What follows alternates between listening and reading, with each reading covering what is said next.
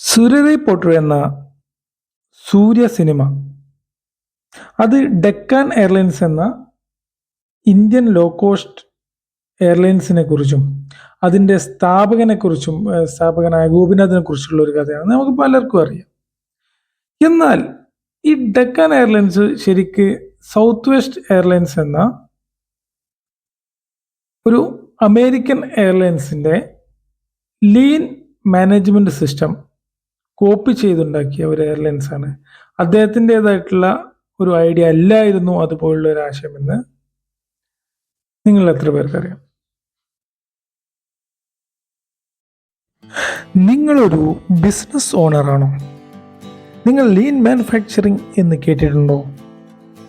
കേട്ടിട്ടില്ലെങ്കിൽ നിങ്ങൾ തീർച്ചയായും ഈ വീഡിയോ തുടർന്ന് കാണണം. 1980കളിൽ അമേരിക്കൻ കാർ കമ്പനികൾ ഒരു കാര്യം ശ്രദ്ധിച്ചു. ജാപ്പനീസ് കമ്പനികൾ, പ്രത്യേകിച്ച് ടൊയോട്ട, അമേരിക്കൻ കമ്പനികളെക്കാൾ ക്വാളിറ്റിയുള്ള കാറുകൾ അവരെക്കാൾ കുറഞ്ഞ ചിലവിൽ വിൽക്കുന്നുണ്ട്.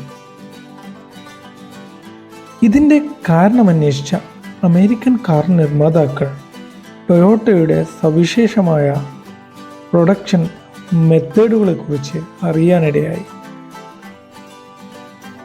ഈ production system Toyota production system എന്നാണ് അറിയപ്പെടുന്നത്. പിൻകാലത്ത് ലീൻ മാനുഫാക്ചറിങ് എന്ന് ഈ പ്രൊഡക്ഷൻ സിസ്റ്റം അറിയപ്പെട്ടു.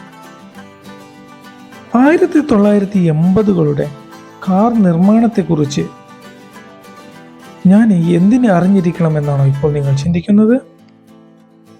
കാർ മാനുഫാക്ചറിങ് എന്നതിനപ്പുറം നിങ്ങളുടെ ബിസിനസ്സിലെ സമയനഷ്ടം, അധ്വാന നഷ്ടം, മെറ്റീരിയലുകളുടെ നഷ്ടം തുടങ്ങിയ എല്ലാ വേസ്റ്റുകളും പരമാവധി കുറയ്ക്കുന്ന ഈ മാനേജ്മെൻറ്റ് സിസ്റ്റം ഇന്ന് ലോകത്തിലെ എല്ലാ ബിസിനസ് മേഖലകളിലും ഉപയോഗപ്പെടുത്തുന്നുണ്ട്.